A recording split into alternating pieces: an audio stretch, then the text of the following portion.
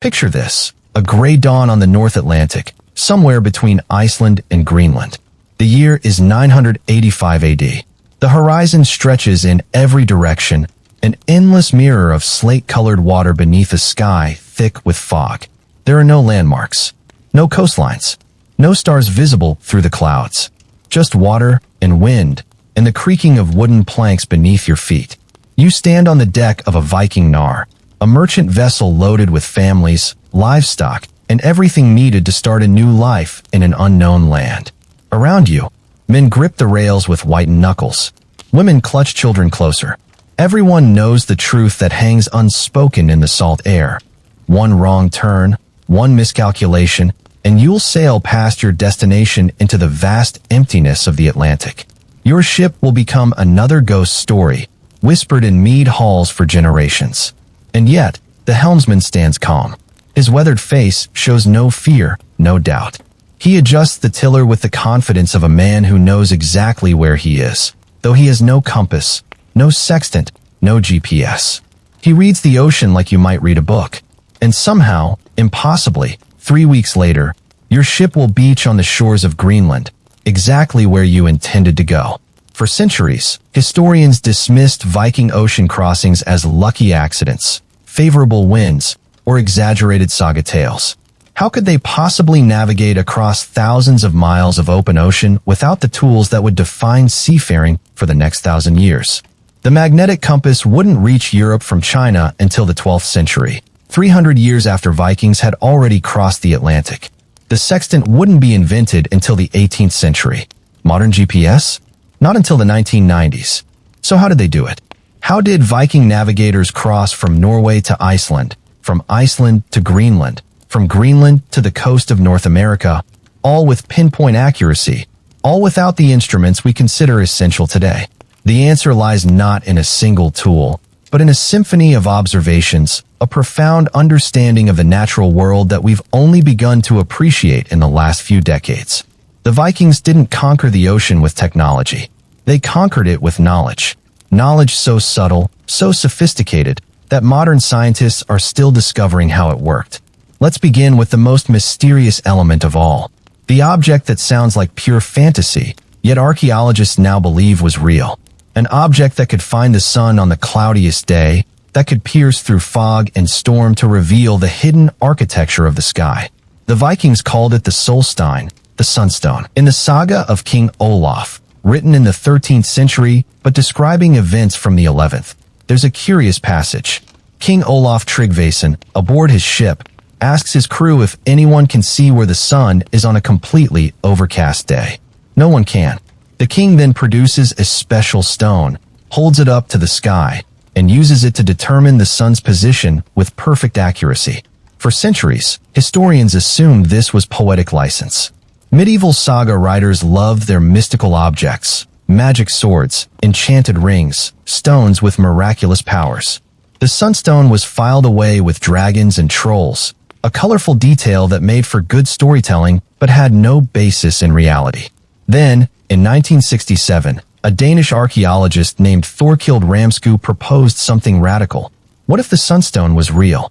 What if it was actually a piece of Iceland's spar, a transparent form of calcite crystal common in Scandinavia? And what if the Vikings had discovered its peculiar optical properties? Iceland's spar does something remarkable. When light passes through it, the crystal splits that light into two rays, creating a double image. More importantly, this crystal exhibits a property called birefringence. It polarizes light in a specific, measurable way. And here's where it gets interesting. Even on a completely cloudy day, even when the sun is hidden behind thick fog or storm clouds, the blue sky above still contains polarized light. The sun's rays scatter through the atmosphere in patterns that remain detectable if you know how to read them.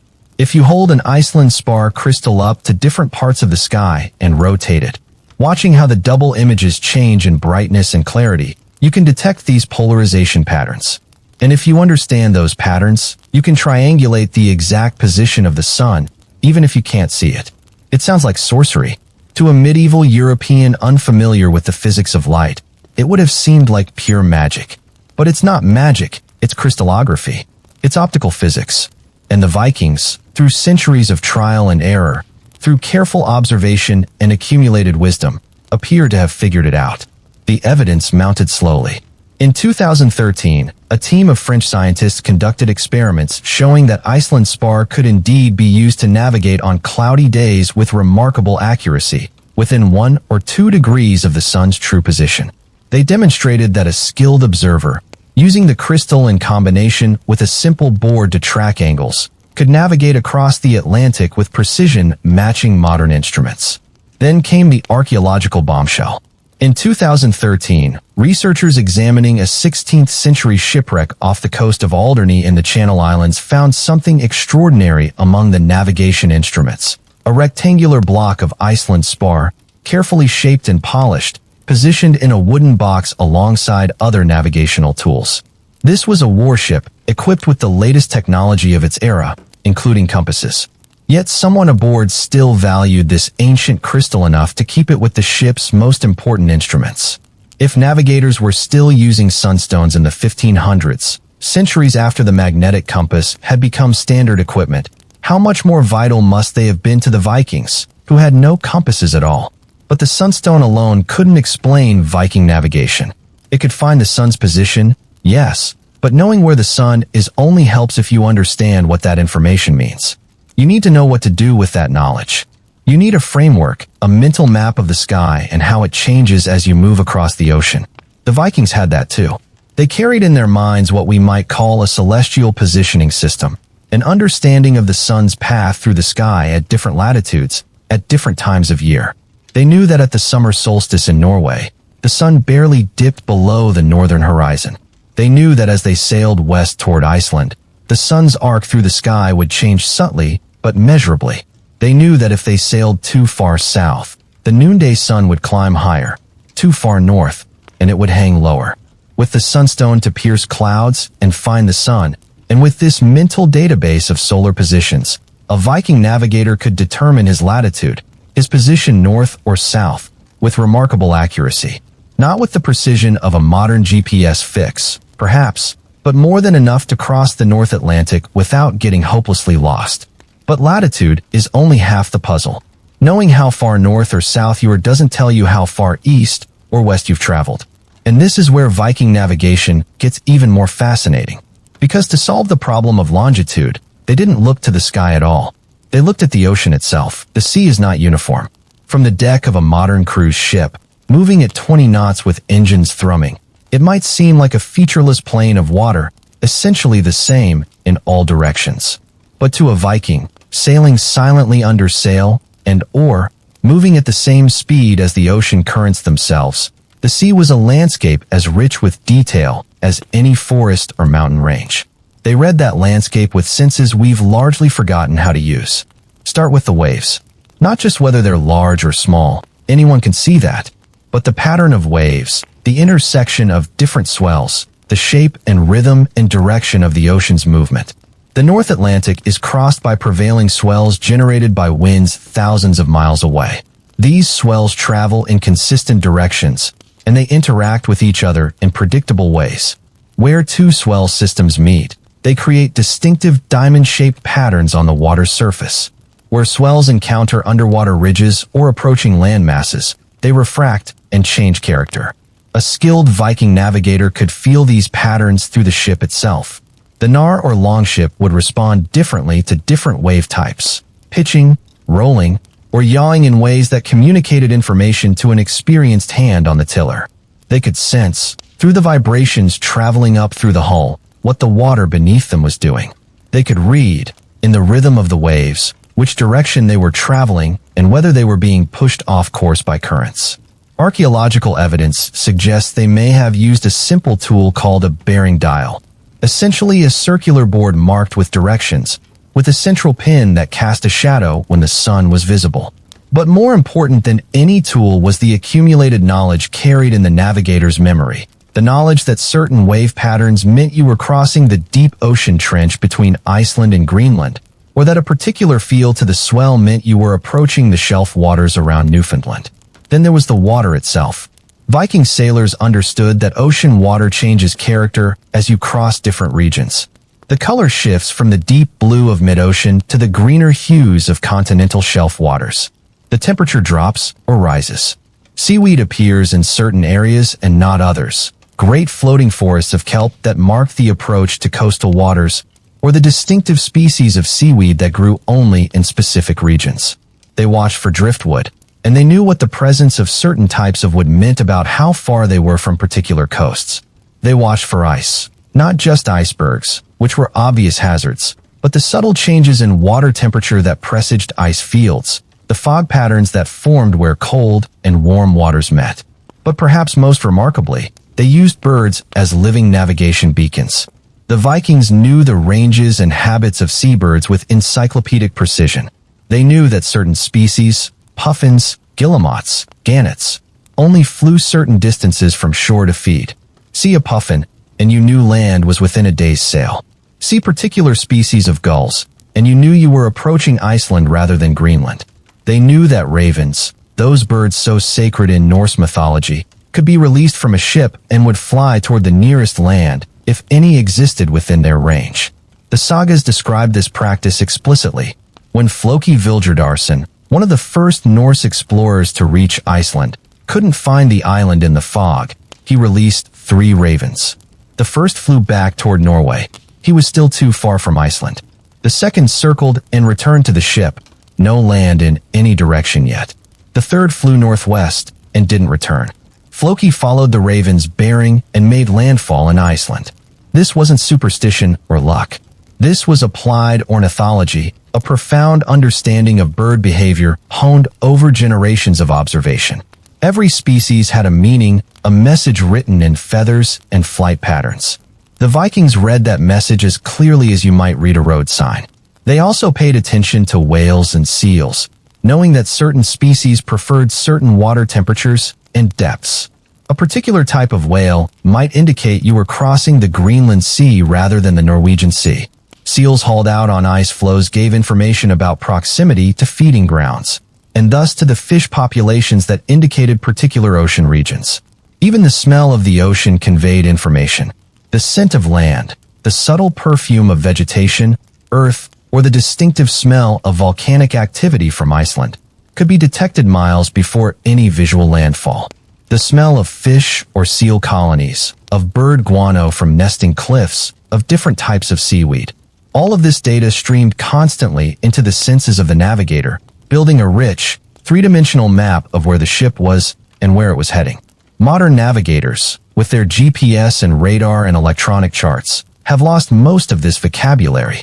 We've traded immediate sensory knowledge for abstract digital information. But the Vikings had no choice. Their survival depended on reading every signal the ocean offered. And so they developed a form of navigation that was less about instruments and more about direct, intimate knowledge, a conversation with the sea itself. Yet there was still one more layer to Viking navigation, perhaps the most important of all. Because while wave patterns and bird behavior could tell you much about your position, there was one source of information more reliable than any other, visible on any clear night, eternal and unchanging. The stars. On a cloudless night in the North Atlantic, far from any city lights, the sky transforms into something modern humans rarely experience anymore. A dome of crystalline clarity studded with thousands upon thousands of stars, so bright they cast shadows, so numerous they seem almost tangible. For the Vikings, this was their map, their compass, their constant companion on every journey. But they didn't navigate by stars the way later European sailors would, with sextants and tables of celestial angles. The Viking approach was simpler, more direct, and in many ways more elegant. The foundation of their stellar navigation was the North Star, Polaris, the one fixed point in the northern sky around which all other stars appeared to rotate. Every other celestial body moved through the night, rising in the east, arcing across the southern sky, setting in the west. But Polaris remained constant, hanging above the northern horizon at an angle that corresponded precisely to your latitude. If you were in southern Norway, at about 59 degrees north latitude, Polaris would appear 59 degrees above the northern horizon. Sail north toward Trondheim, and Polaris would climb higher in the sky. Sail south, and it would sink lower. This relationship was absolute and unchanging. Polaris couldn't tell you how far east or west you'd traveled. That remained the great unsolved problem of medieval navigation. But it could tell you exactly how far north or south you were, with precision limited only by how accurately you could measure the angle. And the Vikings had developed a surprisingly sophisticated tool for measuring that angle, the bearing dial or shadow board. Archaeological evidence for these devices is frustratingly sparse, would rarely survive 1,000 years in the harsh North Atlantic environment. But fragments have been found, and the sagas describe their use. The device was elegantly simple, a circular wooden board, perhaps the size of a dinner plate, marked around its edge with directions or degree measurements. At the center, a vertical gnomon, essentially a stick or peg, cast a shadow when the sun shone on it. By noting the length and direction of this shadow at solar noon, when the sun reached its highest point in the sky, a navigator could determine his latitude. The sun's height at noon changes predictably with latitude. In midsummer at the Arctic Circle, the midnight sun never sets, and noon sun is high and bright. Sail south, and the noon sun climbs even higher. The shadow cast by the gnomon would shrink. Sail north, and the shadow lengthens. Vikings didn't need to do complex mathematical calculations. They simply needed to remember, at this time of year, when we're off the coast of Norway, the noon shadow has this length. When we reach Iceland, the shadow should have that length. If the shadow is too short, we've drifted south. Too long, we've drifted north. Adjust course accordingly. Some researchers believe they used notches or marks on the board itself, a physical record of shadow lengths at different latitudes and different times of year. A navigator could literally match the shadow he was seeing to the notch that corresponded to his intended latitude, making the process almost mechanical in its simplicity. At night, the bearing dial could be used differently, as a tool for measuring the angle of Polaris above the horizon. Hold the board vertically, sight along its edge toward the northern horizon, then note where Polaris appeared in relation to marks on the board. Again, no complex calculations needed, just a direct comparison of the observed angle to memorized values. But beyond these tools, Viking navigators carried something even more valuable, a mental star map so detailed and so deeply learned that they could navigate by the night sky almost unconsciously. They knew the positions and movements of the major constellations, not by classical names like Ursa Major or Cassiopeia, but by their own Norse nomenclature. They knew the seasonal changes in the night sky, how different constellations became visible at different times of year. They knew the arc of the moon through its phases, and how to use its position as a rough directional guide when clouds obscured the stars. They understood the relationship between stellar navigation and the sun's path, how the summer sun's arc through the sky corresponded to certain star positions in winter, allowing them to navigate year-round using complementary systems. Most remarkably, they understood something that wouldn't be officially discovered until much later, the connection between latitude and the celestial sphere. They knew that as you sailed north, new stars appeared above the northern horizon while southern stars disappeared. They knew that certain constellations that scraped the southern horizon in Norway would be completely invisible from Greenland.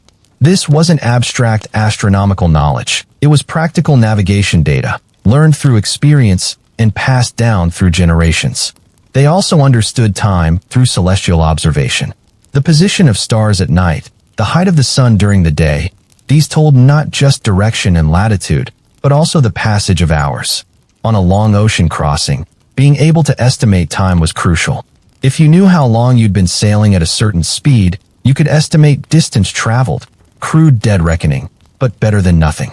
Some evidence suggests they used what we might call star path navigation, following specific stars or star patterns that rose and set at particular points on the horizon. If you needed to sail west, you could follow a star that set in the west, keeping it at a constant bearing off your bow.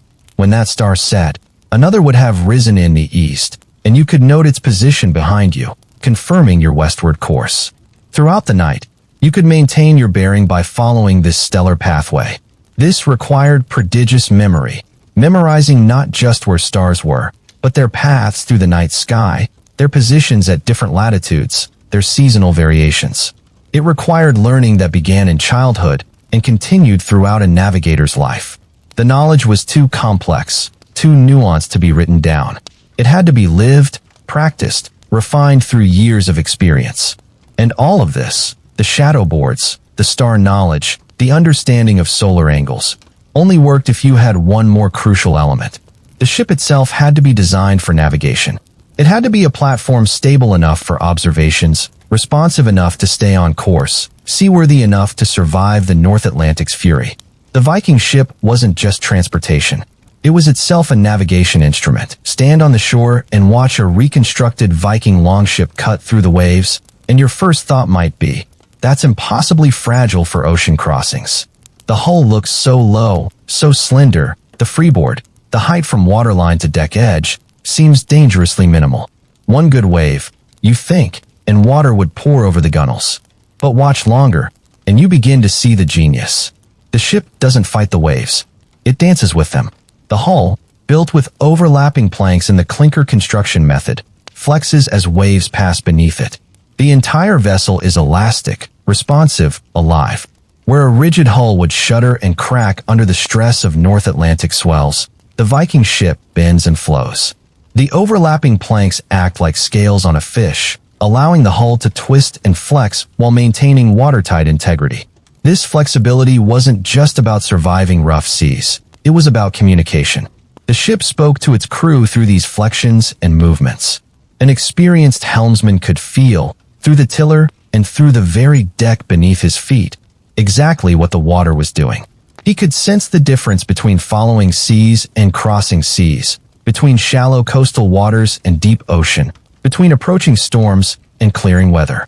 The keel, that long, central spine running the length of the ship, was a masterpiece of maritime engineering. Deep enough to prevent excessive sideways drift, shallow enough to allow beaching on any shore, shaped precisely to create minimal drag while providing maximum directional stability. The keel was carved from a single oak tree, chosen for its grain and strength, and it dictated the entire character of the ship. With this keel design, Viking ships could point remarkably close to the wind, sailing at angles that would be impossible for later medieval vessels with their deep, heavy hulls. This meant Vikings could make progress even when the wind wasn't perfectly favorable. They weren't limited to sailing only with following winds. They could tack, zigzagging against the wind, covering more distance, but ultimately reaching destinations that would have been unreachable in less maneuverable vessels. The sail itself was a work of art and engineering. Woven from wool, hundreds of hours of work by skilled women, and treated with animal fat for water resistance, the Viking sail could be reefed, reduced in size, in strong winds or fully deployed in gentle breezes. The square sail design might seem primitive compared to later triangular lateen sails, but in the hands of an experienced crew, it was remarkably versatile. The rigging allowed for precise adjustments. Sheets and braces, the lines controlling the sail, could be tuned to catch the slightest breath of wind or to spill excess wind in a storm. The sail could be angled to push the ship in the desired direction, and the combination of sail trim and rudder position gave Viking navigators fine control over their course. That rudder deserves special attention. Unlike later ships with rudders hung on the stern, Viking ships used a side-mounted steering or a large, paddle-like rudder attached to the right side of the stern. This is why we still call the right side of a ship starboard. It's a corruption of steering board side. This design had several advantages. The steering oar could be raised in shallow water, preventing damage when beaching. It provided excellent leverage and control. And crucially, an experienced helmsman could feel through the steering or exactly how the ship was moving through the water. This tactile feedback was a form of navigation data. The pressure on the steering or the way the ship responded to corrections, the feel of the current pulling or pushing. All of this told the helmsman about water conditions, about whether the ship was moving efficiently or fighting the sea, about whether course adjustments were needed. The hull shape itself contributed to navigation. Viking ships had very little freeboard. The top of the hull was rarely more than 3 or 4 feet above the waterline. This made them seem dangerously vulnerable to waves, but it also meant the crew was close to the water's surface. They could see the patterns in the waves more clearly. They could watch the color of the water changing. They could spot floating seaweed, or birds sitting on the water, or the subtle disturbances that indicated fish schools or approaching shore. The shallow draft, the depth the ship needed to float, meant Vikings could navigate in incredibly shallow waters. They could sail up rivers that later ships couldn't enter. They could beach on any shore with a gentle slope, pulling the ship up on the sand for repairs or overnight stops. This freedom of movement meant they could follow coastlines closely when needed, hugging the shore and using landmarks for navigation. Or they could strike out across open ocean, choosing their approach based on conditions rather than being forced into particular harbors or channels. The ships were also designed for a particular balance between cargo capacity and speed. The Nar, the merchant vessel used for colonization voyages, was wider and deeper than the sleek longships used for raiding, but it still maintained excellent sailing characteristics. It could carry families, livestock, tools, supplies, everything needed to establish a new settlement, while still being responsive enough for precision navigation. Perhaps most importantly, these ships could be operated by relatively small crews. A Nar might cross the Atlantic with a crew of just 15 or 20 people. This wasn't just about economy. It was about safety and navigation. Fewer people meant less consumption of food and water on long voyages. It meant the ship could carry more supplies, allowing for longer journeys without resupply. And it meant that everyone aboard had to be competent. There was no room for passengers who couldn't pull their weight. Every person needed to understand how the ship worked, how to read conditions, how to contribute to navigation decisions. The Vikings also developed systems for keeping the ship on course even when wind and current tried to push it off track. They understood the relationship between sail trim, rudder angle, and the ship's tendency to drift sideways. They knew how to balance these factors to minimize leeway, the sideways drift caused by wind pushing on the sail. They could estimate how much they were being pushed off course and compensate by aiming higher into the wind, so that their actual track across the water matched their intended course. This wasn't done with instruments or calculations. It was done through feel, through experience, through that intimate knowledge of how the ship behaved in different conditions. A master navigator didn't need to consciously think about these adjustments. He made them instinctively, the way you might steer a bicycle without thinking about the complex physics involved. But even the best designed ship, with the most skilled navigator, couldn't succeed in crossing the North Atlantic without one final, crucial element. The navigator needed a map, not drawn on vellum or carved in wood, but stored in the most sophisticated navigation computer ever created, the human mind. Imagine memorizing not just directions, but an entire ocean. Not just sail west for 3 days, but a rich, layered database of information. The angle of the sun at noon on the summer solstice at 3 different latitudes. The position of Polaris above the horizon when you're off the coast of Ireland versus when you're approaching Greenland. The pattern of waves where the Irmingur current meets the East Greenland current. The species of birds you'll encounter at different distances from shore. The color of the water over the Reykjanes Ridge. The smell of the air as you approach Iceland's volcanic coast. This is what lived in the mind of a Viking navigator. Not a simple map, but a comprehensive sensory atlas of the North Atlantic, learned over years, refined through experience, passed down through generations of oral teaching. The Vikings had no written navigation manuals. They had no charts or tables. The runes they carved were not suited to recording the complex, nuanced information needed for ocean navigation. Instead, this knowledge was transmitted the way humans had transmitted crucial survival information for hundreds of thousands of years, through stories, through demonstrations, through the careful teaching of master to apprentice. A young man who showed aptitude for navigation would begin learning in childhood, long before he ever set foot on an ocean-going vessel. He would learn to recognize the stars, to track the sun's path through the seasons. He would learn bird behavior, how puffins flew, where guillemots nested, what it meant when you saw particular species in particular formations. He would learn to read the sky for weather signs, to smell the sea air for information about what lay beyond the horizon. As he grew older, he would begin accompanying older navigators on coastal voyages, short trips where the shore was always visible, where mistakes weren't catastrophic.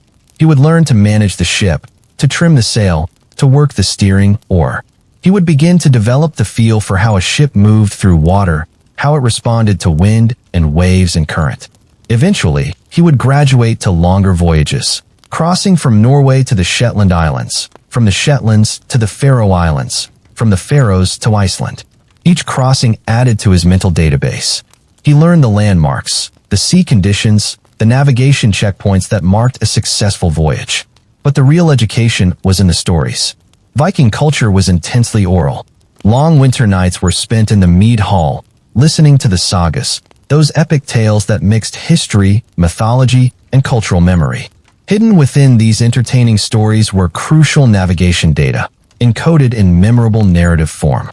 A saga might describe a hero's journey from Iceland to Greenland.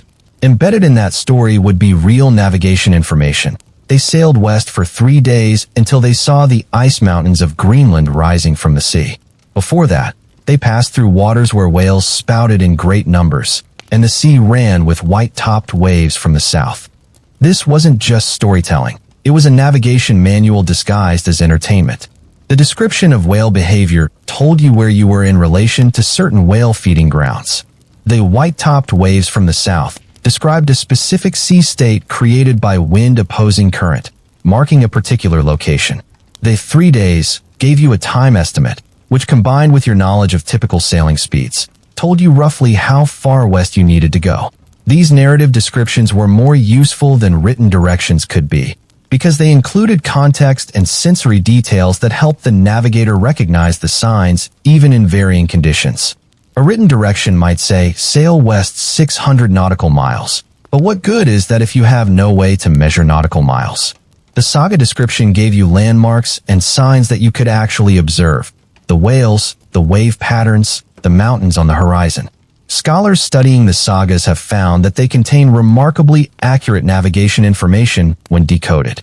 The saga of Eric the Red, for instance, describes the voyage from Iceland to Greenland with enough detail that modern researchers, following those descriptions, successfully replicated the voyage and made landfall almost exactly where Eric did 1,000 years earlier. But the sagas weren't the only teaching tool. Vikings also used a form of verbal navigation log, a rhythmic recitation of landmarks, conditions, and sailing directions that served as both memory aid and entertainment. These log songs could be chanted during voyages, each verse describing a leg of the journey, each memorable phrase encoding crucial data.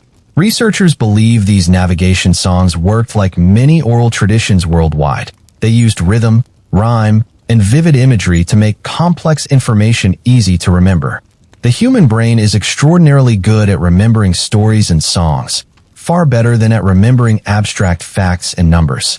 By encoding navigation data in narrative form, Vikings created a highly reliable transmission system that could preserve precise information across generations without any need for writing. There's evidence that particularly knowledgeable navigators were highly valued in Viking society, their expertise respected and sought after. These weren't just ship's pilots. They were walking libraries of oceanic knowledge, human databases who could be consulted before launching expeditions. A jarl planning a raid or a colonization voyage would seek out experienced navigators, learn from their knowledge, and often convince them to join the expedition. This oral tradition had one enormous advantage over written records: it was dynamic. As conditions changed, as new routes were discovered, as settlements were established in new locations, as climate shifts altered ice patterns or bird behaviors, the knowledge base could be updated. A saga could be modified. A navigation song could be adjusted. The information remained current in a way that a written manual, once composed, could never be.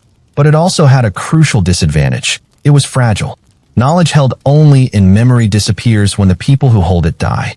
And as Viking culture was gradually absorbed into Christian medieval Europe, as literacy spread and oral tradition faded, much of this navigation knowledge was lost. The sagas were eventually written down, but by then, the people recording them often didn't fully understand the navigation information embedded in the stories. They preserved the words, but lost the meaning. Modern researchers, working backwards from the sagas and from what we know of Viking voyages, have been able to reconstruct some of this lost knowledge. But there's almost certainly much we'll never recover. Subtle details of bird behavior, specific wave patterns, mnemonic techniques for remembering stellar positions, that died with the last of the Viking navigators. What we do know is enough to be astonishing. The mental maps carried by these navigators were sophisticated enough to guide ships across thousands of miles of open ocean in conditions that would challenge modern sailors. with success rates that suggest these weren't lucky accidents, but systematic, reliable navigation techniques. But was any of this provable? Did any physical evidence survive to confirm what the saga suggested?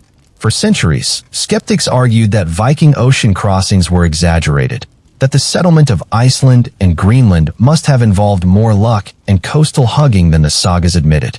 And then archaeologists started digging. For decades, the archaeological evidence for Viking navigation techniques was frustratingly sparse. Ships had been found, magnificent vessels like the Gokstad and Oseberg ships, preserved in burial mounds, but they contained few navigation instruments.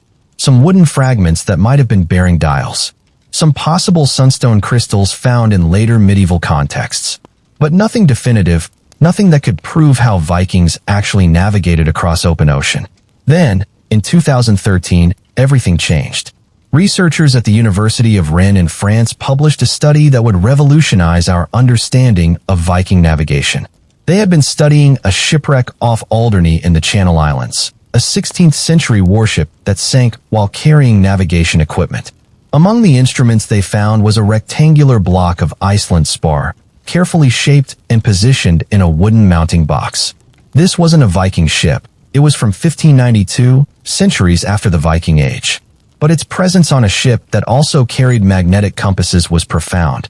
Here was evidence that sunstone crystals were still being used for navigation in the late Renaissance, even after the compass had become standard equipment. If navigators in the 1500s found sunstones valuable, how much more crucial must they have been to the Vikings, who had no compasses at all? The French team didn't stop with the discovery. They ran experiments, testing whether Iceland spar could actually be used to navigate on cloudy days. They brought the crystal to the Arctic, to conditions mimicking the overcast skies common in the North Atlantic. They tested whether it could find the sun's position when the sun was completely invisible behind clouds and fog. The results were stunning. A skilled observer using Iceland spar could determine the sun's position to within 1 or 2 degrees, even when the sun was obscured and even when operating in twilight conditions where the sun was below the horizon but still producing polarized light in the atmosphere. This level of accuracy was more than sufficient to maintain course across the North Atlantic. Further research revealed that Iceland spar crystals are common in areas the Vikings knew well: Iceland, Norway, certain parts of Greenland. The crystals would have been easily accessible, and their remarkable optical properties would have been noticeable to anyone handling them. Rotate an Iceland spar crystal while looking at a light source, and the double image it creates changes in obvious, measurable ways. It wouldn't take a physics degree to notice this, just curiosity and careful observation. Meanwhile, other researchers were testing the bearing dial hypothesis. In the 2010s, teams from Hungary and Sweden created replicas of Viking navigation tools based on the Unarctic disk and theoretical reconstructions.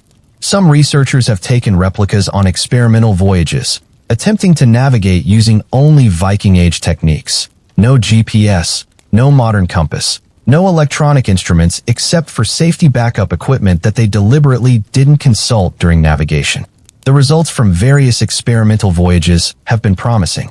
Using reconstructed bearing dials to measure the sun's altitude at noon, combined with dead reckoning based on estimated speed and direction, modern sailors using Viking techniques have maintained their intended latitude with impressive accuracy across ocean crossings. When making landfall, they've been able to reach their general intended destinations, a level of accuracy that demonstrates the viability of these ancient methods. But perhaps the most compelling archaeological evidence came not from instruments, but from the Viking settlements themselves. When researchers began systematically studying the locations of Norse settlements in Iceland, Greenland, and Newfoundland, patterns emerged that could only be explained by precise navigation. The settlements weren't scattered randomly around coastlines. They were positioned at specific latitudes, often aligned with points of departure in Norway or Iceland. The major settlement areas in Iceland corresponded closely in latitude to major Norwegian ports. The Norse settlements in Greenland were at latitudes that matched Iceland. This wasn't coincidence. It was evidence of latitude sailing, a technique where navigators would sail to the correct latitude, then turn and follow that latitude until they reached their destination. Archaeological excavations at Lance aux Meadows in Newfoundland, the only confirmed Viking settlement in North America, revealed something extraordinary. The site's location, at approximately 51 degrees north latitude, is almost exactly the same latitude as the southern tip of Greenland, where the Norse had their western settlement. This suggests the Vikings weren't randomly exploring the North American coast. They were sailing along a specific latitude, a technique that would have required consistent ability to determine their position north or south. Even more revealing was the discovery of possible bearing dial fragments in Iceland and Greenland. In 1948, a Danish archaeologist excavating the ruins of a Norse church in Greenland found a carved wooden disc with radiating lines and what appeared to be degree markings. For decades, its purpose was debated. Was it decorative? Part of a board game? In the 1990s, careful analysis suggested it might be a bearing dial or shadow compass. Its dimensions and markings consistent with the devices described in later medieval texts. In 2013, another fragment was found during excavations at a Viking Age site in Iceland. This piece of carved bone showed precise markings in a circular pattern, with a central hole where a gnomon might have been mounted. Where patterns suggested the device had been used extensively, the edges smoothed by countless hands checking the angles of shadows or sight lines to stars. None of these finds alone proves that Vikings used sophisticated navigation techniques. But taken together, the possible sunstones, the Unarctic disk, the precision of settlement locations, the experimental archaeology demonstrating that Viking techniques could work, a compelling picture emerges. The sagas may not have been exaggerating. The Vikings likely developed a comprehensive navigation system that allowed them to cross the North Atlantic with confidence, even if we don't yet fully understand every detail of how it worked. Modern oceanographic research added another layer of evidence. Researchers studying ocean currents and wind patterns in the North Atlantic discovered that there are indeed predictable wave patterns in certain areas, just as Viking descriptions suggested. The interaction of the Gulf Stream with Arctic waters creates distinctive sea states. Underwater ridges and seamounts cause detectable changes in wave characteristics. The Vikings' descriptions of using wave patterns for navigation weren't poetic fancy. They were accurate observations of real oceanographic phenomena. Marine biologists confirmed that Viking descriptions of bird behavior were also remarkably accurate. The ranges of seabirds, the distances they fly from shore to feed, the seasonal variations in their distributions, all matched what the sagas described. The Vikings weren't just lucky to encounter birds when nearing land. They understood bird ecology well enough to use specific species as living beacons, their presence or absence conveying precise information about distance to shore and direction. Climate scientists added yet another piece to the puzzle. By reconstructing historical climate data from ice cores and tree rings, they showed that during the medieval warm period, roughly 900 to 1300 AD, the height of Viking expansion, conditions in the North Atlantic were somewhat more favorable than they are today. Ice coverage was reduced, storms were slightly less severe, and visibility was often better. This didn't mean Viking voyages were easy, but it meant the techniques they developed could work more reliably than they might in modern conditions. However, archaeologists also found evidence of the failures. Shipwrecks along known Viking routes, settlements abandoned when conditions deteriorated, written accounts, once the Norse began recording things in writing, of ships lost at sea, of colonization voyages that never reached their destinations. The Vikings' navigation techniques were sophisticated, but they weren't infallible. The North Atlantic remained a dangerous, unforgiving environment. Success required not just knowledge and skill, but also luck. One particularly haunting find was discovered in Greenland in the 1990s, the remains of what appeared to be an entire farm family, buried in the permafrost. Carbon dating suggested they died in the early 15th century, around the time when Norse Greenland was being abandoned. Their bodies showed signs of malnutrition. Their clothing was patched and worn. These weren't people who died in a sudden disaster. They died slowly, as their society unraveled, as the climate cooled and the sea ice advanced, as supply ships from Iceland stopped coming. Why did the ships stop? Partly because Europe was devastated by the Black Death, which killed perhaps a third of the population and disrupted trade networks. Partly because climate change, the onset of the Little Ice Age, made North Atlantic crossings more difficult and dangerous. but perhaps also because the navigation knowledge itself was being lost. As Christianity spread through Scandinavia, as literacy became more common and oral traditions faded, as younger generations chose different careers and didn't learn the old seacraft, the corpus of navigation knowledge began to erode. By the 1400s, the Norse settlements in Greenland were isolated, cut off from resupply, eventually dying out entirely. The colony in Iceland survived, but voyages to Greenland became rare and eventually ceased. The route to Vinland, North America, was forgotten so completely that when Columbus sailed west in 1492, Europeans had no idea that Norse explorers had reached the New World 500 years earlier. The knowledge wasn't completely lost. Some of it survived in the sagas, in fragmentary references in medieval texts, in the practices of coastal fishermen who preserved elements of the old navigation techniques. But the comprehensive system that had allowed Vikings to confidently cross the North Atlantic, that was gone, surviving only in scattered pieces that later historians would struggle to reassemble. And yet, the archaeological evidence proves it was real. The Vikings really did develop navigation techniques sophisticated enough to rival anything that would exist until the invention of the marine chronometer in the 18th century. They did this not through advanced technology, but through careful observation, accumulated knowledge, and a profound understanding of the natural world.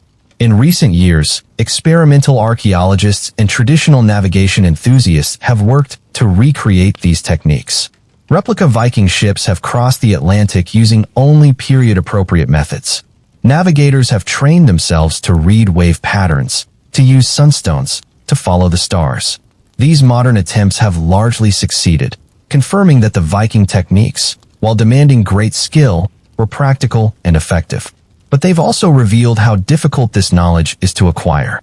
Modern navigators, even with the benefit of written instructions and scientific understanding of the principles involved, struggle to match the intuitive expertise of the original Vikings. It's one thing to understand intellectually how a sunstone works, another to develop the practiced eye that can use it quickly and accurately in rough seas. It's one thing to know theoretically how wave patterns indicate underwater topography, another to feel it through the vibration of the ship's timbers. The Vikings spent lifetimes developing these skills, starting in childhood and practicing throughout their lives. They had the advantage of oral teaching from master navigators, of growing up in a culture where everyone understood boats and the sea, of learning not just techniques, but a whole worldview in which navigation was woven into every aspect of life. We can recreate their methods, but we cannot fully recreate their expertise. And that, perhaps, is the most profound lesson from the archaeological evidence. The physical tools, the ships, the sunstones, the bearing dials, were only part of the story. The real navigation system was the knowledge and skill carried in the navigators' minds and bodies. And that knowledge, once lost, is almost impossible to fully recover. The sun hangs low on the western horizon, painting the sky in shades of copper and gold. After 3 weeks at sea, the navigator finally sees what he's been waiting for, a line of darkness on the horizon that can only be land. Not a cloud, not a distant storm, but the solid, unmistakable silhouette of mountains rising from the ocean. The crew crowds to the rail, pointing, shouting, their voices hoarse with excitement and relief. Children who've known nothing but the rocking deck and endless water now stare in wonder at this new world. Women who've been sick with fear and seasickness feel hope kindle in their chests. The men grip their weapons and tools, ready to make landfall, ready to build something new. The navigator says nothing. He simply adjusts the steering or guiding the ship toward a fjord he's never seen, but somehow expected to be there, exactly where it is. He's brought them across the ocean using nothing but the sun, the stars, the waves, the birds, and the knowledge carried in his mind. He's done what his father taught him, what his father's father taught before that, reaching back through generations of accumulated wisdom. This is Greenland, or Iceland, or Newfoundland. The destination doesn't matter as much as the achievement itself. Across hundreds or thousands of miles of open ocean, without compass or sextant or GPS, the Vikings have arrived. Not by luck, by skill. In the 1,000 years since those voyages, we've transformed navigation beyond anything the Vikings could have imagined. We have satellites circling the Earth, constantly broadcasting signals that let us pinpoint our position to within meters. We have digital charts that show every hazard, every current, every underwater feature. We have radar and sonar and weather forecasting that can predict storms days in advance. We have automated systems that can pilot ships without any human input at all. And yet, there's something we've lost in gaining all this technology. We've lost the intimate knowledge of the ocean that the Vikings possessed. We've lost the ability to read the waves, to understand the language of birds, to feel through our senses what the sea is doing. We've traded direct experience for mediated information, and in the process, we've become disconnected from the very environment we're moving through. Modern sailors, when their GPS fails, often find themselves helpless. Stories abound of yachts running aground in clear weather because the crew was following the electronic chart plotter and never looked out the window. We've become so dependent on our instruments that we've forgotten how to navigate without them. Or rather, we never learned in the first place. The Vikings had no choice but to develop deep expertise. Their survival depended on it. Every voyage was a test of observation, memory, skill, and judgment. They couldn't outsource navigation to a machine. They had to engage fully with the environment, reading its signs, interpreting its messages, making decisions based on subtle cues that modern sailors never even notice. This is why the Viking navigation story matters beyond historical curiosity. It's a reminder that human beings are capable of extraordinary things when we pay attention, when we observe carefully, when we build knowledge systematically over time. The Vikings didn't need advanced technology because they had something potentially more powerful: generations of accumulated expertise, transmitted through teaching and practice, constantly refined through experience. In some ways, they were better navigators than we are today, despite all our technology. They could maintain course in conditions that would leave modern sailors lost. They could make landfalls with precision that seems almost supernatural. They did this not because they were superhuman, but because they had developed their natural human capabilities to an extraordinary degree. There's a deeper lesson here about knowledge itself. The Viking navigation system was what we might call embodied knowledge, knowledge that existed not in books or databases, but in the trained senses and practice skills of navigators. It was knowledge that had to be learned through direct experience, through apprenticeship, through years of practice. It couldn't be fully written down or transmitted through abstract instruction. You had to live it. This kind of knowledge is increasingly rare in our world.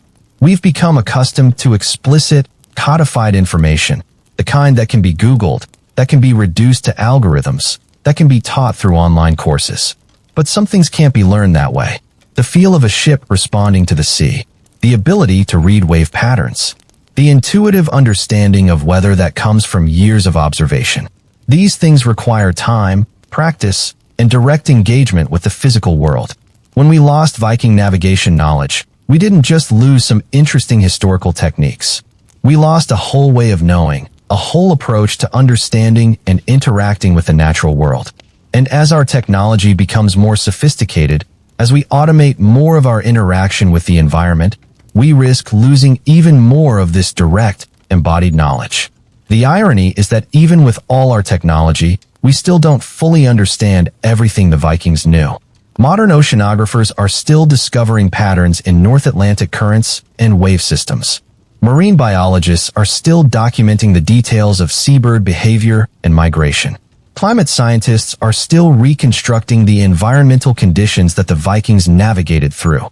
The Vikings, through centuries of observation, knew things about the ocean that we're only now beginning to rediscover through scientific study. This doesn't mean we should abandon modern navigation technology. GPS is reliable, accurate, and has made sea travel safer than ever before. The magnetic compass, despite its limitations, was a genuine improvement over navigation by sun and stars. Each technological advance has made voyaging more accessible to more people. But it does mean we should appreciate what was lost when these old techniques faded.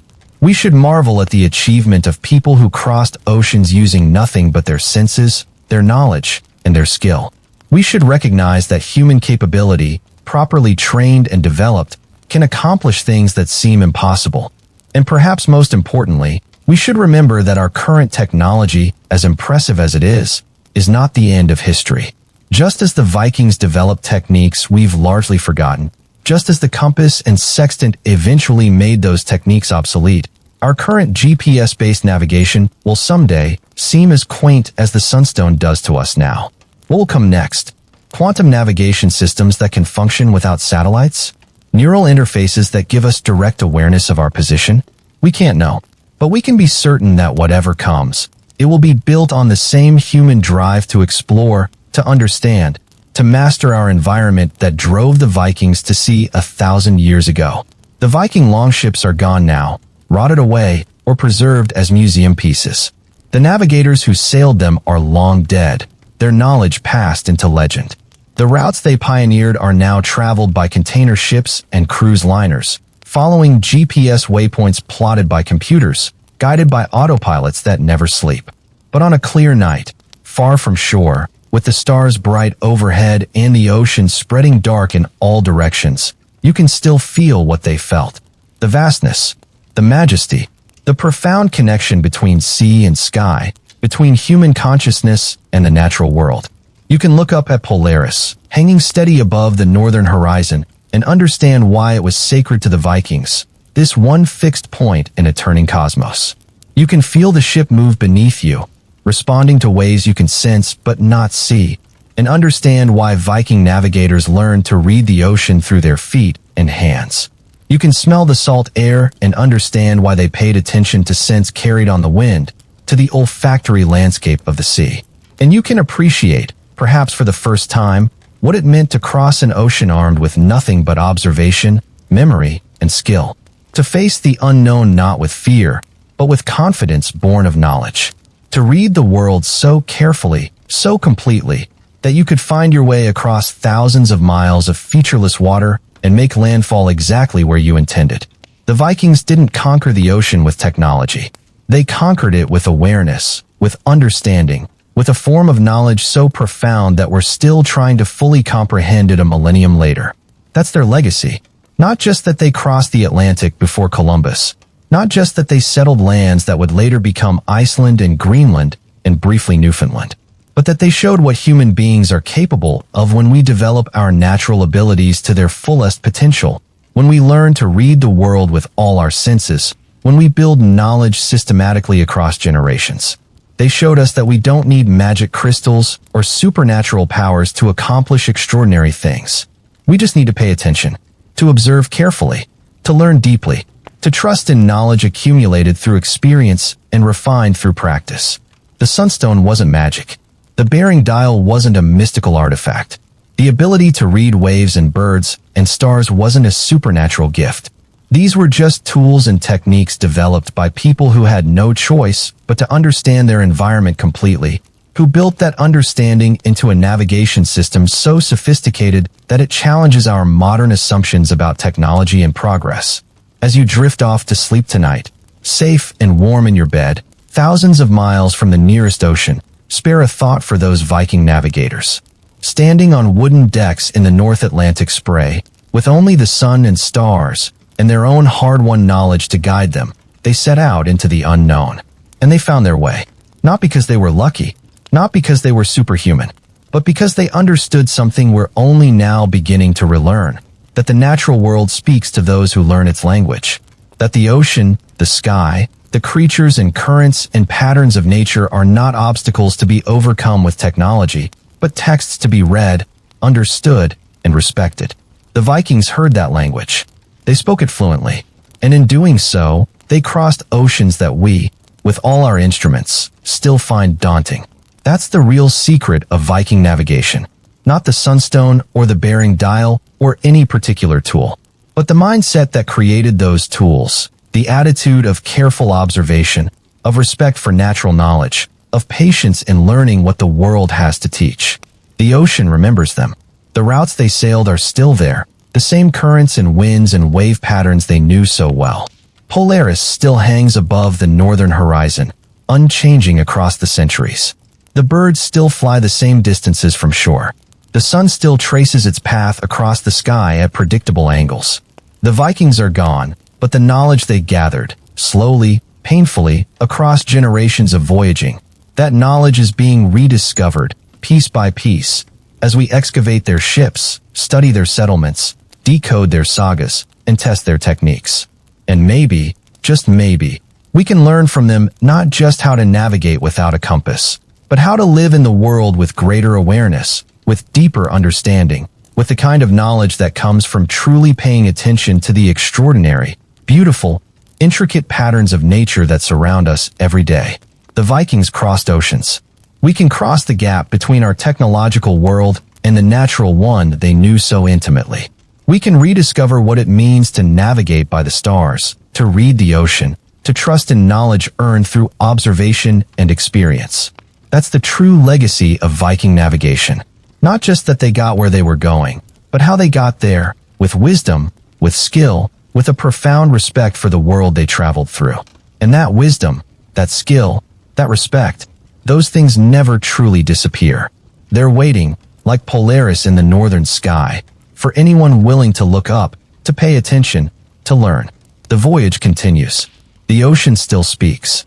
And somewhere, perhaps, the spirit of those ancient navigators smiles, knowing that their knowledge, their techniques, their understanding is being remembered, honored, and kept alive. Sleep well and dream of distant shores, of wooden ships and open seas, of stars and sunstones and the timeless art of finding your way home. And perhaps most importantly, we should remember that our current technology, as impressive as it is not the end of history. Just as the Vikings developed techniques we've largely forgotten, just as the compass and sextant eventually made those techniques obsolete, our current GPS-based navigation will someday seem as quaint as the sunstone does to us now. What will come next? Quantum navigation systems that can function without satellites? Neural interfaces that give us direct awareness of our position? We can't know, but we can be certain that whatever comes, it will be built on the same human drive to explore, to understand, to master our environment that drove the Vikings to sea 1,000 years ago. The Viking longships are gone now, rotted away, or preserved as museum pieces. The navigators who sailed them are long dead, their knowledge passed into legend. The routes they pioneered are now traveled by container ships and cruise liners, following GPS waypoints plotted by computers, guided by autopilots that never sleep. But on a clear night, far from shore, with the stars bright overhead and the ocean spreading dark in all directions, you can still feel what they felt. The vastness, the majesty, the profound connection between sea and sky, between human consciousness and the natural world. You can look up at Polaris, hanging steady above the northern horizon, and understand why it was sacred to the Vikings, this one fixed point in a turning cosmos. You can feel the ship move beneath you, responding to ways you can sense but not see, and understand why Viking navigators learned to read the ocean through their feet and hands. You can smell the salt air and understand why they paid attention to scents carried on the wind, to the olfactory landscape of the sea. And you can appreciate, perhaps for the first time, what it meant to cross an ocean armed with nothing but observation, memory, and skill. To face the unknown not with fear, but with confidence born of knowledge. To read the world so carefully, so completely, that you could find your way across thousands of miles of featureless water and make landfall exactly where you intended. The Vikings didn't conquer the ocean with technology. They conquered it with awareness, with understanding, with a form of knowledge so profound that we're still trying to fully comprehend it a millennium later. That's their legacy. Not just that they crossed the Atlantic before Columbus, not just that they settled lands that would later become Iceland and Greenland and briefly Newfoundland, but that they showed what human beings are capable of when we develop our natural abilities to their fullest potential, when we learn to read the world with all our senses, when we build knowledge systematically across generations. They showed us that we don't need magic crystals or supernatural powers to accomplish extraordinary things. We just need to pay attention, to observe carefully, to learn deeply, to trust in knowledge accumulated through experience and refined through practice. The sunstone wasn't magic. The bearing dial wasn't a mystical artifact. The ability to read waves and birds and stars wasn't a supernatural gift. These were just tools and techniques developed by people who had no choice but to understand their environment completely, who built that understanding into a navigation system so sophisticated that it challenges our modern assumptions about technology and progress. As you drift off to sleep tonight, safe and warm in your bed, thousands of miles from the nearest ocean, spare a thought for those Viking navigators. Standing on wooden decks in the North Atlantic spray, with only the sun and stars, and their own hard-won knowledge to guide them, they set out into the unknown. And they found their way. Not because they were lucky, not because they were superhuman, but because they understood something we're only now beginning to relearn, that the natural world speaks to those who learn its language, that the ocean, the sky, the creatures and currents and patterns of nature are not obstacles to be overcome with technology, but texts to be read, understood, and respected. The Vikings heard that language. They spoke it fluently, and in doing so, they crossed oceans that we, with all our instruments, still find daunting. That's the real secret of Viking navigation. Not the sunstone or the bearing dial or any particular tool, but the mindset that created those tools, the attitude of careful observation, of respect for natural knowledge, of patience in learning what the world has to teach. The ocean remembers them. The routes they sailed are still there, the same currents and winds and wave patterns they knew so well. Polaris still hangs above the northern horizon, unchanging across the centuries. The birds still fly the same distances from shore. The sun still traces its path across the sky at predictable angles. The Vikings are gone, but the knowledge they gathered, slowly, painfully, across generations of voyaging, that knowledge is being rediscovered, piece by piece, as we excavate their ships, study their settlements, decode their sagas, and test their techniques. And maybe, just maybe, we can learn from them not just how to navigate without a compass, but how to live in the world with greater awareness, with deeper understanding, with the kind of knowledge that comes from truly paying attention to the extraordinary, beautiful, intricate patterns of nature that surround us every day. The Vikings crossed oceans. We can cross the gap between our technological world and the natural one they knew so intimately. We can rediscover what it means to navigate by the stars, to read the ocean, to trust in knowledge earned through observation and experience. That's the true legacy of Viking navigation. Not just that they got where they were going, but how they got there, with wisdom, with skill, with a profound respect for the world they traveled through. And that wisdom, that skill, that respect, those things never truly disappear. They're waiting, like Polaris in the northern sky, for anyone willing to look up, to pay attention, to learn. The voyage continues. The ocean still speaks. And somewhere, perhaps, the spirit of those ancient navigators smiles, knowing that their knowledge, their techniques, their understanding is being remembered, honored, and kept alive. Sleep well and dream of distant shores, of wooden ships and open seas, of stars and sunstones and the timeless art of finding your way home.